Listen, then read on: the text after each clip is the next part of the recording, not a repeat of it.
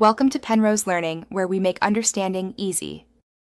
In this video, I will show you how to make a delicious, easy quiche from scratch. First, let's talk about the crust. You can use a store-bought pie crust or make your own. Blind baking is a crucial step to prevent a soggy bottom. Just pop it in the oven at 375 degrees Fahrenheit for about 10 to 15 minutes until it's lightly golden. This ensures a perfectly crisp base for your savory filling. Now for the heart of our quiche, the filling.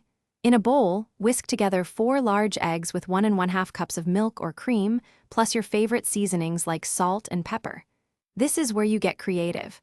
Add cooked vegetables like spinach, mushrooms, or caramelized onions.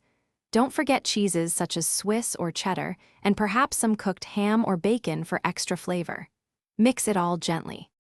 With your crust ready and filling mixed, it's time to bring it all together. Carefully pour your savory egg mixture into the blind-baked pie crust. Make sure your chosen fillings are evenly distributed. Then, place your quiche into a preheated oven at 375 degrees Fahrenheit. It will bake for approximately 35 to 45 minutes, or until the center is set and the top is beautifully golden brown. A true culinary delight. Once your quiche is out of the oven, the hardest part is waiting. It's essential to let it cool for at least 10 minutes before you slice into it. This cooling time allows the filling to properly set, ensuring clean, perfect slices every time. Serve your warm or room temperature quiche with a simple side salad for a complete and satisfying meal. Enjoy your homemade masterpiece.